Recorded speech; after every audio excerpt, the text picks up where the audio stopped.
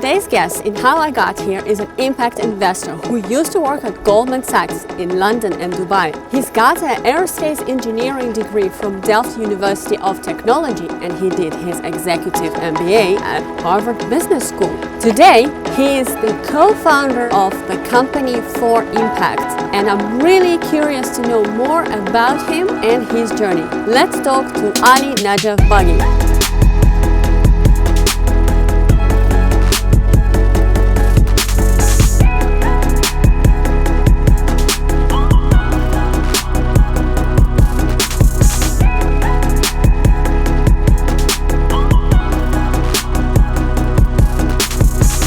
Hello, Ali. Welcome. Thanks, it's very Tuba. nice to have you here. Thank you for finding the time to talk to me. And how are you? Wonderful, and great to be here. Thanks for having me. Very good. Of course, I was preparing for this interview and I did a little bit of research about you and your company. I checked your website, your LinkedIn, your bio, watched a couple of videos. So I've seen that you've lived in different cities. You've lived in London, Dubai, Abu Dhabi. You worked for amazing companies, Goldman Sachs, an investment fund as well in Abu Dhabi. So I'm really impressed with your journey and the transformation that you're going through. So I would love to hear more about this. You started your own company a couple of years ago. How Yes. did you get to this point? Yeah, it really started in 2009 when I, after 7 years, switched from investment banking at Goldman Sachs, which you mentioned, to a fund called Mubadala. And Mubadala was really an impact investor. I mean, they were investing in healthcare, renewable and clean energy, and education, locally, globally, tech, and a number of things. And for me, it was a real eye-opener where I suddenly saw, hey, with the skill sets that I learned at Goldman, which is financing, advising, investing, and helping companies grow from A to B, you can also do that and do good. So, really kind of Impact City's slogan of doing business and doing good. So for me, those two worlds came together of investing and doing good. And fast forward to 2019, that's really what For Impact, where the seed was planted to set up this company. How did you come to The Hague? I was raised actually in Zoetermeer, which is, for all practical purposes, The Hague. As I was growing up, this was the city that we'd go to for everything pretty much, and that was a suburb. And then went around the world for career and came back home. But very specifically came back to The Hague also because of a lot of different things in terms of the international aspect of it. And you got everything you need here. You got the beach, you got the city, culture, and great people. So you do call The Hague your home? Absolutely, yeah. Yeah, that's really nice to hear. And tell us, so basically you worked in London and Dubai and Abu Dhabi, and those were interesting locations for you. How was your experience? Does this experience help you to do what you're doing now here? Yeah, good question. So the background was, I studied in Delft, technology, and that theme always stuck with me, even though I then went into the world of finance and started financing, investing, and advising. I think what London gave me was an international platform of excellence. A lot of really high-level talent goes to London, so your world really opens up. I was then fortunate to go to Dubai for the same bank that I was working with in London, which is Goldman Sachs. And then I moved to a fund in Abu Dhabi, which is about an hour's drive from Dubai, and that fund was impact investing. And I'll talk about it more maybe a bit later, but that's where the seed was planted of what we're doing today actually with For Impact. That actually came from some of the work I did at this fund Mubadala in Abu Dhabi. So absolutely, what I did there and what I learned and the skill sets of investing and financing is what we're doing here on a daily basis now with For Impact. Nice, interesting, yeah. And so I understand that together with Pauline Wink, as your former colleague from Goldman Sachs, right? You founded this company For Impact. Yes. And that was 2 years ago. Yeah, that was 2 years ago. I've known Pauline for about 20 years. We met in 2002. She did her thing at Goldman, then from London to New York. We now happen to live relatively close by. She's in Wassenaar, I'm in The Hague. And when my family and I came back because of the kids, to have them grow up in The Hague, a beautiful environment, I reconnected with Pauline, who I'd always stayed in touch with, but now kind of lived on walking distance. And we talked about what are we going to do for the next 20 or 30 years of our lives, and how do we actually give back, and how do we utilize all the skills that we gained in these different countries at different companies to do something good, but also be more entrepreneurial.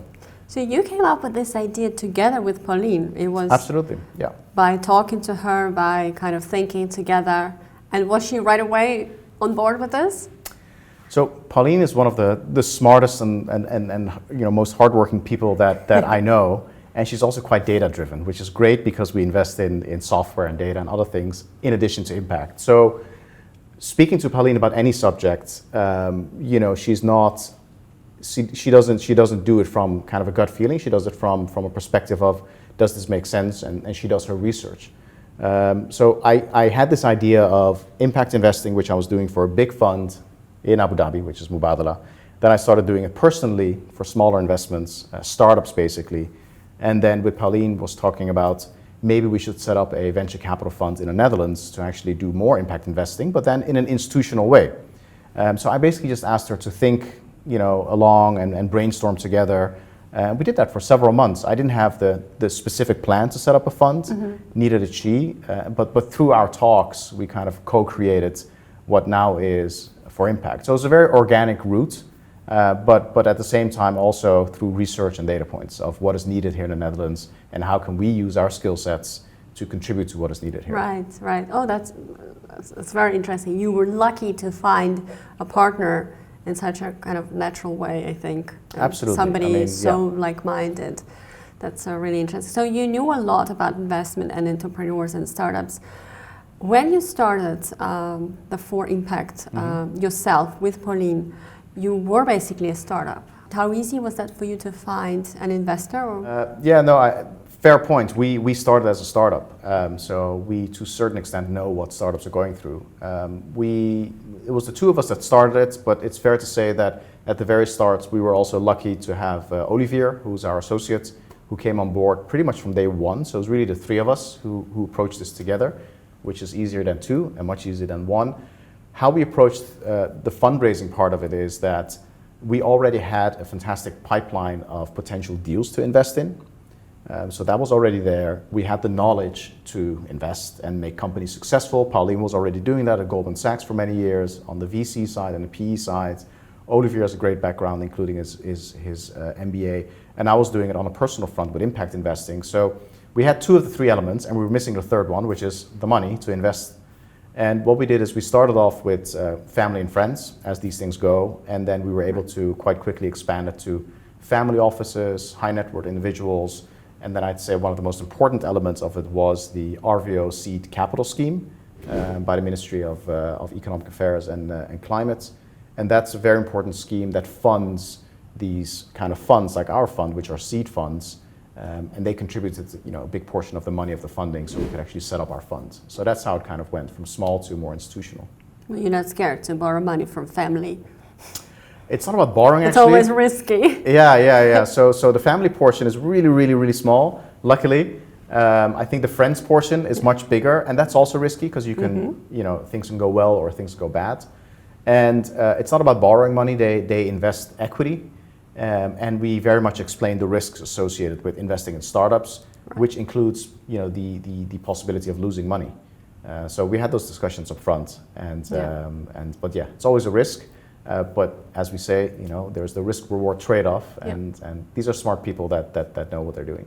Yeah, definitely. So why did you choose to focus on societal and sustainable impact? Very good question, and for that we have to go back a little bit to the beginning of 2009, which is when I moved from Goldman Sachs to this fund, Mubadala in Abu Dhabi. I moved to this fund because I wanted to be on the client side and start investing and financing as opposed to being on the advisory side. But what I found at Mubadala is that really they were an impact fund. I mean, they were investing heavily in clean and renewable energy, in education, in healthcare, locally and internationally. So this light bulb, went on that said, hey, with your skills that you learned in investment banking, you can also really do business and do good. Which is the great slogan of the Hague Impact City. So it was a realization moment then, which then basically, we took along in our experience and used for impact, to use that same thesis, which is do good, on a societal basis and environmental basis, and make money and combine it into this theme that we have with for impact. The important thing that happened along the way is that the United Nations came out with their 17 Sustainable Development Goals, and that really gave structure to impact investing. And so when we talk about sustainable and societal investing and doing good, it is now very much anchored in the 17 Sustainable Development Goals, which is great because that's a globally recognized set of investment targets that we contribute to as well.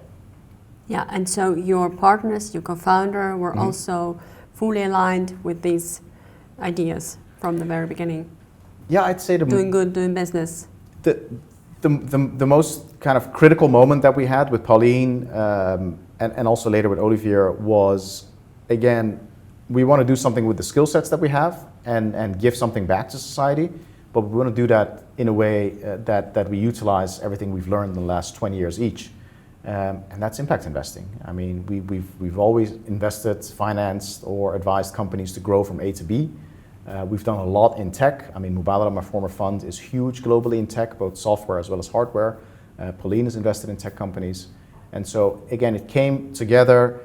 It's not a coincidence. If you look outside of The Hague and the Netherlands, then those two trends, software, the digitization, AI, as well as impact investing, they're huge global trends. So we combined the two of them. So I understand that indeed it makes sense to use the trends that you saw, and you wanted to utilize the skills in your partners, your co-founder as well. But do you feel on a personal level that there is also something bigger when you are doing good and doing business? It's not only about making money. Is there anything for you on a personal level that you feel that you give back to the world by doing what you're doing? Yes, and I think the best way for me to measure it personally is the energy I have when I wake up in the mornings to do my work, which I don't really see as work. I do it because I'm passionate about it, and I know that Pauline feels the same way, and Olivier and the other people that are involved. It's something that you can't create. You either feel it or you don't feel it, and I think we were very lucky that we were able to kind of when I passed 40 and had kids, and Pauline the same. We had those discussions together with nice cups of tea to talk about what's gonna help the world, but also help ourselves. I think we all have this intrinsic motivation to also help ourselves, not just help others. And there are things in life where they come together. And how about our children, right? That's it, right? So we all often talk about investing in a better future, and that future is for our kids. So again, it's not a coincidence that we came up with these ideas and really took the risk of becoming entrepreneurs ourselves, which means no income, uncertainty, you're not sure if you're going to succeed, but having a very strong belief in doing good and doing business and persevering. And that feels really great, and it gives energy, and that's why I'm happy to be here to talk about it and help those entrepreneurs. That's really great to hear. And so now you're in The Hague. You started the company. Yep. It already exists for 2 years. What can you say about The Hague business landscape for impact businesses, for impact entrepreneurs, and for impact investors? It's clearly differentiating itself compared to many other places in terms of impact investing into impact entrepreneurs, but also the knowledge base. So I think The Hague is really creating a social, digital, and physical library of impact knowledge by not just attracting the different institutions to The Hague. So we're one example, but you look at what was established last year in the Netherlands, the National Advisory Board of Impact Investing, which is also based in The Hague in Apollo 14. You look at the DRK Foundation, which is also landed in The Hague. So there's a lot of knowledge coming into The Hague, and that really helps entrepreneurs not just get money, because that's sometimes the way people look at investors, it's a bag of money, but also get the knowledge to then succeed as a business and stay focused on their impact measurements and their impact mission. So you don't actually get the impact drift just because there's a bag of money. You get impact investors and people with that knowledge to actually help them fulfill their mission and grow in that. I think that's one. Two is, The Hague has always been, even before the theme impact investing was really used the way it's used today, it was always much bigger in terms of its international allure than if you just look at the population. In the end, it's still a relatively small city on a global scale, But I think if you look at what's here in terms of not just government, but also big companies, policies being made here, the entrepreneurs here, the great schools that we have here, and last but not least, the huge amount of expats, right? I mean, this is a super international city. 2 of them are sitting here, and we're all here because it has that vibe, it has that international allure, and that exchange of minds that I also saw when I was in London and Dubai, where people from different cultures come together, and that's hugely valuable for innovation. Yeah, I agree. I could not agree more with you. It's definitely everything what you're saying is true. And so basically this is a perfect playground for impact entrepreneurs. Not perfect. Not perfect. So I've got some thoughts on that as well, but oh, well, okay, go ahead. What is not perfect in your opinion? Well, like nothing is perfect in life, but I think we have a fantastic opportunity in The Hague to do a lot more. Yes, on the impact side, you know, what Impact City has been doing and continues to do is fantastic, and I think in the Netherlands, second to none. So I think that's great. And what I love about it as well is that they don't make it a The Hague thing, they make it a Dutch and European thing, right? Attracting those companies to The Hague also means attracting those companies to the Netherlands and working internationally. So I think that's fantastic. On the bigger opportunity side, what we can still do a lot better is you look at where innovation comes from and how we really make sure that we as a country and as Europe and also as The Hague therefore become future-proof is investing more in tech and in software. I think we've got a fantastic hardware campus down in Eindhoven. There's a lot of hardware/software being done in Delft. What we don't have in the Netherlands anywhere is a center of excellence for software with all the elements that are the buzzwords of today, but also more. So not just AI, but all the elements of software. What you need for that is more education and more institutions. Think of colleges, universities, which then create incubators, accelerators, which then create spin-offs of innovation that become true, flywheels of the future. And sometimes when I have these discussions with people, they'll say, well, we've got, the technical college here in The Hague, and we've got Leiden University here, and we've got some things with Delft. And then Delft is close by, and Rotterdam is close by, and Amsterdam and Utrecht. That's true, but that's actually not the point. You look at Boston, at least, the Boston, metro area, that's a population of 4 million people, roughly. And they have about 40 colleges there, roughly. So that's one college per 100,000 people. We've got a population of 550,000 people here in The Hague. Yeah. We could easily have several universities and colleges here focused on tech. And if you do that, you're going to attract more international talent. You're going to attract the best talent also in the Netherlands, including professors, students, entrepreneurs. That's what we should really be doing here in this area. And for me, it doesn't matter whether it's specific to The Hague, as long as we do it as the Netherlands, because I think we can play like we've done for the last 400 years of playing a global role, punching above our weight. We can do a lot more with the Netherlands on this innovation front. So I think that's where the big opportunity is here, and that's why it's not perfect, because going back specifically to The Hague, we don't have that innovation being created here, and we're obviously drawing entrepreneurs to The Hague, but we're not creating entrepreneurs per se from the ground up, unless it's more coincidental. That is being created in Delft, that is being created in Eindhoven, in Twente and other places. Yeah, so we need to create more opportunities to develop local talent. Yes, and support that indeed with the infrastructure. And I think colleges and universities are fantastic innovation grounds of creating and learning. Because we're talking about universities, you have studied at the Delft University. Yes. Of technology, and you have a degree in aerospace engineering. How come?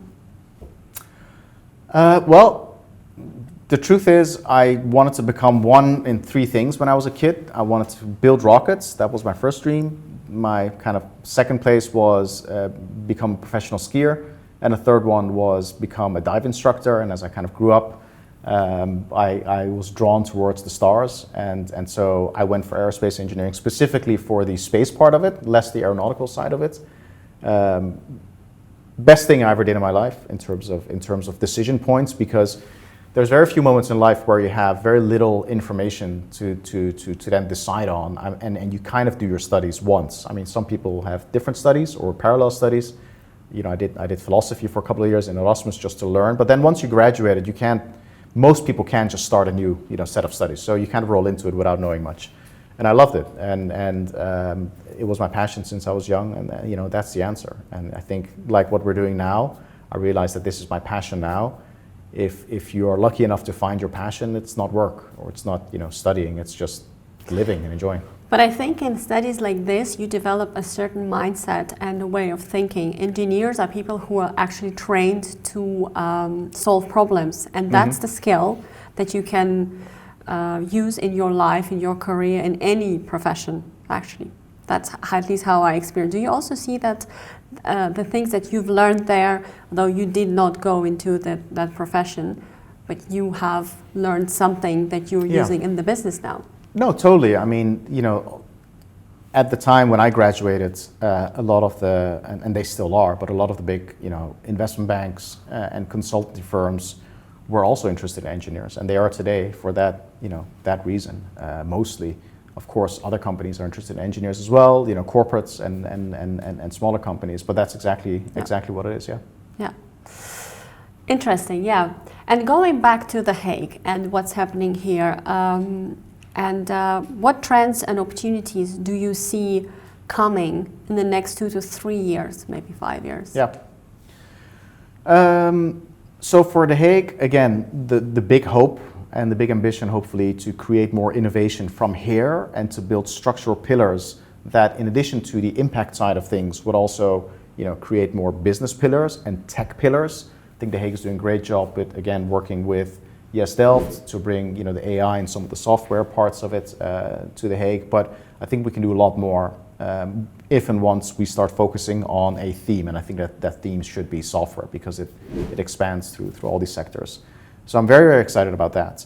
I'd also love for The Hague to do more in terms of the international reach out, which we're doing with, for example, the Impact City, the annual events that we have, but do that with bigger companies. So basically connect, for example, entrepreneurs with the big tech companies in the US, in Asia, in other parts of Europe, Middle East, and actually bring that knowledge and that connection, but also training and development to The Hague. So I see those kind of opportunities. And I'll give you one example specifically to make it more concrete. Each of the big cloud providers, whether it's AWS from Amazon or Azure from Microsoft or Google, they give free credits to entrepreneurs so they can actually use their cloud services to start off with. One level up, they start also giving training and development and assistance and sometimes even people to help set up the company. And that happens in other countries quite a lot. It's starting now in the Netherlands. And I think, again, if we focus on these kind of things in The Hague, these are, to start with at least, this is free advice from some of the brightest tech minds in the world. And we don't have to stick to all of the American companies. It could be any. But as a specific example of what we can do more in The Hague, which already is being done by those companies for free, of course, to gain business over time. We can do a lot of that in The Hague, and that's what really excites me. I think that's the trend we need to get on, so we don't do it by ourselves with the people that just live in The Hague, but we have those kind of liaisons and links with best-in-class companies around the world, which in a way, again, makes it more attractive for more entrepreneurs to come here because you could have whether it's the Hague Business Agency or Impact City or the local government and municipality to redirect these entrepreneurs to these great companies. And that's the kind of trend I'm seeing and what I'm really excited about. Okay, is that something that you are also trying to do with the companies that you invest in? Let's talk about the companies that you have invested. And is this what you're also trying to help them get the kind of a mentorship from bigger companies? Yeah, 100%. And the opportunity there is huge. And when these bigger companies get interested, the phase is important, right? So I think when a startup is very young and relatively small, you can imagine that these bigger companies are going to be less interested because in a way they're also opportunistic. But when they start getting interested, you don't have to be a super big scale up in Dutch terms. You could already have 1 or 2 million of revenues, which is still big, but it's not huge.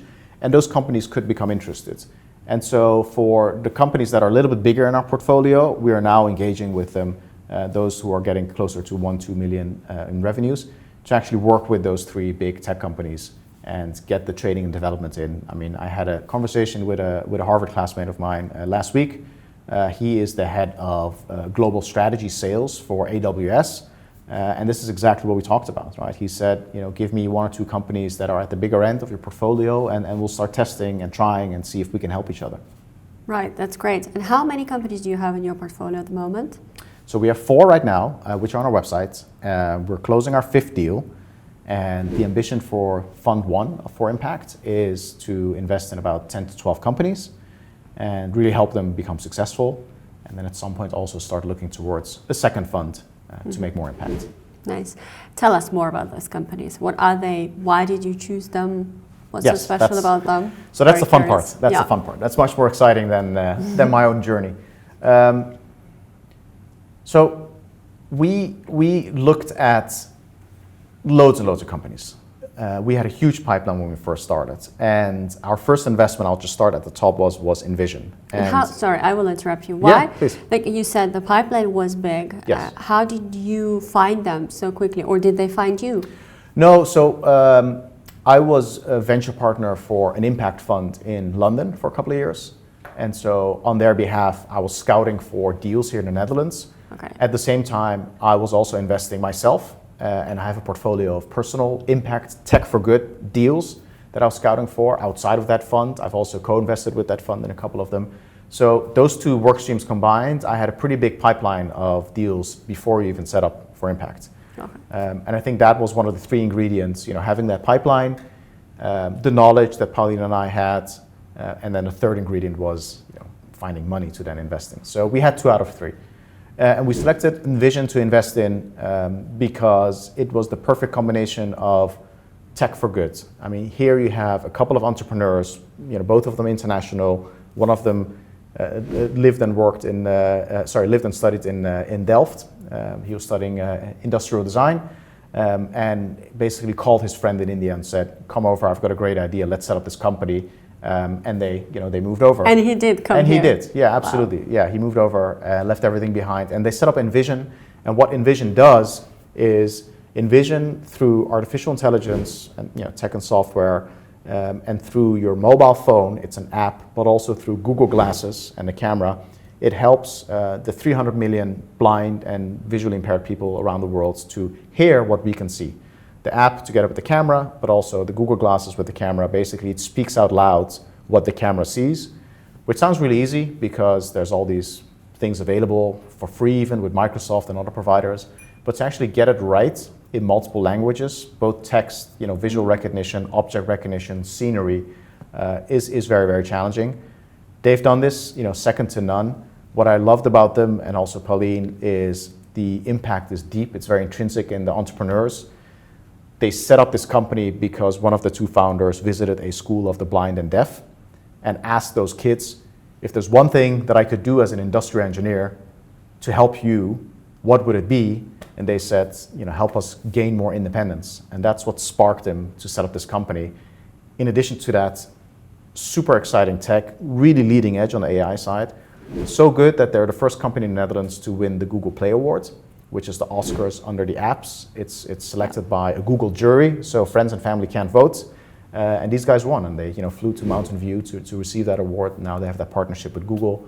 So I think that's a great example of really looking for entrepreneurs that how do we select them that have this intrinsic DNA of impact, that come up with a tech solution that you can also sell and utilize. And in this case, those glasses are sold, and in many countries they can be reimbursed. The app is very, very cheap, so even in lower income countries, people can download the app on all their phones. You don't have to have an iPhone 10 or 11 or 12. And it's globally and internationally expandable business where you can really reach all these people internationally. So that's Envision maybe in a nutshell, and I'm happy to talk about the other ones as well. Yeah, absolutely. I think they've created an amazing product, and the story behind it, and exactly what you were saying, their belief and their desire to help children and people with problems like this. All age groups, yeah. Yeah, it's an incredible. I hope they will become extremely successful, because I think it's really great what they're doing. Yeah, we hope so too, and we think they will. They were also mentioned, for example, when we had the Global Entrepreneurship Summit in The Hague 2 years back. They were mentioned by Minister Hague as a great example of innovation and doing social good, plus creating Yep. business from here in the Hague. So we're super excited about them. Yeah, definitely. We're lucky to have them in The Hague, I think. Absolutely, yeah. And what about others? Who else do you have in your portfolio? So we have 3 other companies. Our second investment, which we also did quite early on, is Solarmonkey. And Solarmonkey is the leading company in the Netherlands in terms of creating software for solar panels to be installed and designed on rooftops, which is fantastic. Also proven to be very corona-proof, because you can continue, designing solar panels on roofs without actually needing to shake hands with people and also install them afterwards. They're really linked into the Paris Climate Accord and all the climate goals that we have globally, also in the Netherlands and in Europe. Market leader in the Netherlands. They've also expanded to Belgium and Spain now, and it's a phenomenal team. They also are located in The Hague, like Envision is, which is fantastic. Started off in Delft also. So very excited about that, and I think as a country that may not have all the room to produce all the solar panels, we have all the room to create the software that helps towards those SDGs, and that's exactly what they're doing. The third one we invested in is Equalture, and Equalture fits within another investment pillar. Maybe that's nice to mention on the first 2. Envision falls into 2 of our 3 investment pillars: inclusion, health and well-being. Solarmonkey falls into one of our investment pillars, which is environment, and Equalture falls into the inclusion investment pillar that we have. What they do is they've created software which helps unbiased assessments during the recruitment process. When you recruit someone for a company and you look at their CV or just a LinkedIn profile, even just a picture, your unconscious is going to put people into boxes and think this is probably someone like that. Yeah. What they do is they use gamification and AI to basically create scores of how good people are at certain traits, soft skills, hard skills, and then they compare those scores to people with similar jobs within your company and similar jobs outside of your company. And then you get a very objective score, and that will then make you realize probably more objectively whether you should invite this person for an interview or not. That's what they're doing. And the last one, which we just invested in November, is very exciting. They are the leading remote sensing company globally when it comes to battling deforestation. And what they do specifically is they monitor supply chains of, for example, food and agri companies. Okay. Think of palm oil producers or those companies that use palm oil to create end products, like big food companies, whether it's the Unilevers or the Mondelez of the world. And they actually monitor the supply chain to make sure that where palm oil is produced, that the area around the production where you're allowed to basically cut, you don't actually expand and you don't go into deforestation. And so they're doing it globally. They're, in terms of entrepreneurs, I think very similar to Pauline and myself. The 2 entrepreneurs have known each other for 20 years and they're global experts in their fields. Maybe last but not least, to mention what else they do. They don't just do this for the food and agri companies, they also do this for financial institutions. So financial institutions, they are more and more aware that the investments that they make and the money that they lend for companies to grow, they want to do that with and for and together with sustainable companies. So more and more financial institutions want to know what the sustainability is of the companies that they invest in and that they lend to, and Intelligence helps these companies to do so. Examples are Axiom and Robeco, who are clients of Intelligence. Right. Sounds very interesting. And the 5th one, of course, you cannot disclose yet. So the 5th one, I can't disclose yet, but watch the space. We can disclose it in a month's time, hopefully. Oh, nice. Yes. Yes, we definitely look over to know what company would that be. So for those entrepreneurs out there who are looking for investors right now, what can you tell them? What is the criteria for you to look into a project or a company or a team? Sure. We basically have 3 levels of scanning and criteria. The first one is quite basic. Is it impact, the way that we define impact, and there's different definitions, and then is it software? So if it's yes and yes, which we can do through desktop research often, then we'd like to engage with an entrepreneur, maybe via email or via call. Then once we've engaged with an entrepreneur, or if we've received the pitch deck, we then have a selection grid which has 9 criteria, and that goes into scoring each of those criteria. And that's more like a second level, but still a quick scan. So we don't spend weeks on it. We spend probably a couple of hours on it. where we look at, okay, so yes, their impact, but on a scale of 1 to 5, how impactful do we think they are? Secondly, their software, great. Are there hardware elements that may not fit within our mandate? The team, is it a team that's really blowing us away and we're really amazed by it? Or are they very, very good and we're amazed, but maybe we can recognize that there's something missing there and we can work on that? And there's all these categories that we go through, and then that leads to a score as well. So, as I said earlier on, we're quite data driven, and we see, hundreds and hundreds of deals, every month, thousands every year. So we do have to score that in a pretty objective way. And then for those companies that jump out, obviously we speak with them. And before Corona, we swung by, or they come to our office. Now we do it more via Zoom. We then get to know each other usually over the course of several weeks or months, and then we try and figure out if we're the right matching parties, and that goes both ways. So you think you assess the team without talking to them first, right? You do your research, and then if you see that this is possibly a match, then you plan a meeting. We have to, because one of the many differences between kind of the private equity type of doing business. I mean, venture capital is part of private equity because we invest in private companies. They're not listed on the stock exchange. But the other big difference is volume. So, as I mentioned, on an average week, we see maybe 10, 20, 30 different deals. And many of these companies don't fit in our mandates because, for example, we don't think it's impact enough, or we think it's too much hardware. It's tech and you need software, but the core product is maybe something more physical. So we have to scan very quickly without meeting all of these entrepreneurs to see if there's a rough fit.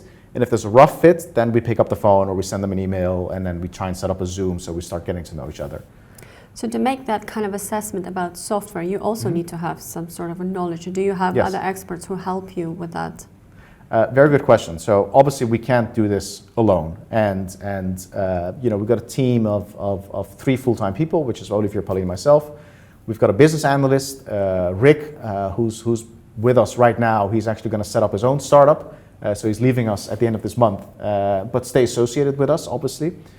So we typically have a business analyst that helps for a couple of days a week.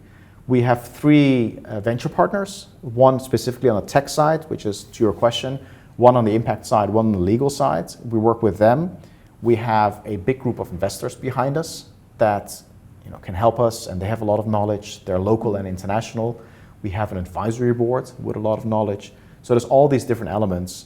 Last but not least, there's the other venture capital funds, accelerators, incubators, and advisors, where we exchange knowledge. So I think the fun part of our job, in addition to supporting amazing entrepreneurs, is working together with other funds. Yeah. And then we call them and say, hey, have you heard of this company? What do you think of them? Are you talking to them? Maybe we can do something together and co-invest. So we have a lot of tools and a lot of people available for that. Oh, that's great. That's great to hear. And of course, you already have a big network, but if you think about the future, not too far away, but if you think, who do you want to partner up with? Who's your dream partner? Do you think, that would be great to work with someone like that, company or a person? Yeah, look, our dream right now is to attract the best entrepreneurs that we can find to work with them. I think that will open, the door to creating more impact. So that's our sole focus right now, and really our sole focus. So that's the first answer to your question. Then if we look at how we get there, we're going to be recruiting a principal to our team. So we're speaking to a couple of candidates, but we're actually going to start recruiting from next week and see what talent's out there. And we're very excited about that, to attract that. If we talk about companies or institutions to really partner with more institutionally, then I think there is different categories. There's the tech companies, where we can partner with them, but we wouldn't want exclusivity. So I think some of the big names, which we don't have to repeat here, if we partner with one of them, it may become difficult to then support entrepreneurs that use different tech from other companies. But that partnership doesn't have to be exclusive. So I think we'd love to partner with a couple of these tech companies, and maybe in different ways. And again, not just the US ones, but also more global ones. That's one. 2 is, I think we'd love to partner more with some of the universities where the innovation comes from. And then thirdly is government. We live in a country and certainly in a city here in The Hague where government plays a big role. You've seen what government has been able to do in, for example, China, to really boost AI and tech investment there massively. very different from the US. There's good and bad models, but we have the benefit of I think, subsidies, investments. So if I think of, dream partners to dream up and partner with in the Netherlands and Europe, obviously there are also the big kind of governmental investors and the European agencies. So think of an InvestNL or the Dutch Future Fund, RVO, EIF, these kind of institutional partners to really make more impact. Yeah. But you are in the right place. In The Hague, they're all very closely located. They're all here. So yeah, they're all here, and the links also start from here, even to EU, which is great. Right. So we're super excited about that, and that's why we're going to stay here for many other reasons as well. Yeah. And so speaking about staying here, you've lived in other big cities in London and Dubai and Abu Dhabi. So for your work, it is probably the best place to live in The Hague. But where would you like to live if you could? What are the cities or places that you would? Good question. I mean, my favorite city still is London, purely on a personal front. Would I like to live there right now with 2 small children who are 5 and going to school? Forget about the Brexit issues, but just, as a big city, no. So I think we made a very conscious decision. We could have lived anywhere.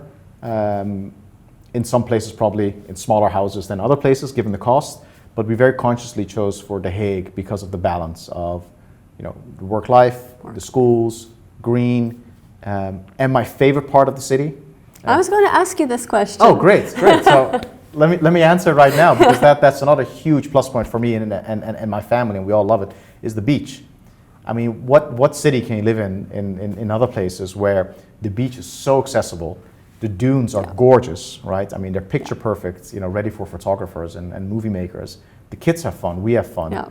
And you're still the city's right there. So that's so unique. So we wouldn't move anywhere else right now or in the coming years. Yeah, that's really nice to hear. Yeah, I hear it a lot from people who move to The Hague, that they really appreciate the quality of life here. Yeah. And the proximity, right? I mean, the Netherlands is so small. If you want to be in Amsterdam or Rotterdam, all of it is like a half-hour, 45-minute drive, and you're there. And I think sometimes we forget, living in the Netherlands, how easy it is to reach these places. So if I compare it to when I lived in Dubai or Abu Dhabi, that's about an hour, 15-minute drive to go from one to the other. And I go from one to the other for lunch. And yes, I'd be in a car for an hour and 15 minutes, and people do the same thing in other places. Like you live in the US, driving for an hour to see friends is not that much. And so I think that mentality of being able to travel quickly and efficiently, we've got a great train network here, buses, cars, bikes, you name it. So nothing is far away, and I think the quality of life in The Hague is phenomenal. I have one last question before I move on to the final part of our interview. Okay. What's your rule number 1 in life? My rule number 1 in life. So you'll never hear me say I'm busy. So my number 1 rule, I think that's it. I mean, my number 1 rule is if someone asks me how are you doing, I'll never say, oh, I'm so busy. Why? Because I think it's a very subjective and irrelevant answer. It also says something about you without actually knowing how busy you are compared to other people. I'm perfectly capable of saying no, or I don't have time to do something. So my number 1 rule in life is actually to say something either meaningful, constructive, or positive, or negative, but with content. But never, I'm busy, because I think it means nothing. It means nothing, right. Nice. And okay, and in the end I prepared a few questions. Okay. I think it's 10 Blitz questions that I will just ask you, and you have to give me an answer, and it's just 2 words. 2 words? Yeah, and you just choose one. So here we go. What would you choose? Risk or opportunities? Opportunities. Book or music? Book. Sprint or marathon? Marathon. Why? Life's a marathon. I mean, even our fund, these startups, they grow very quickly. Things happen very quickly. But quickly in life for these startups is maybe 6, 7, 8, 9, 10 years if you're lucky. A few years, and that to me is a marathon. You need to have the stamina to go through longer lengths of uncertainty. Yeah. Are you into sports? I'm very much into sports, and I'm definitely not a marathon runner. I'm a sprint runner. I held, maybe I still do, probably not, the 100-meter record for my high school in terms of sprinting. Not super tall, so but yes, with other sports that I play, it's about, I play golf, which is much more about how do you deal with the next issue rather than the issue right beforehand here. And have you integrated into the Dutch culture by biking everywhere? I bike everywhere, and I was hit by another bike a year ago, which was a really bad accident. So as one of the few people raised in the Netherlands, I'm now always wearing a helmet. You can recognize expats in the Netherlands always because they're the only ones wearing a helmet, and Ali. So I bike everywhere. We work in The Hague. We have a bakfiets, which is typically Dutch. So we take the kids in a bakfiets to school where we can. And then I play other sports as well. So yeah, sports is a big part of, my mom and dad always played sports, so that's important. Yeah, that's great. Next question, talent or hard work? Hard work. That's probably more reflecting towards myself, because I don't think I'm super talented, but I work hard. Porsche or Tesla? Tesla. Good one. Change the world or preserve what we have?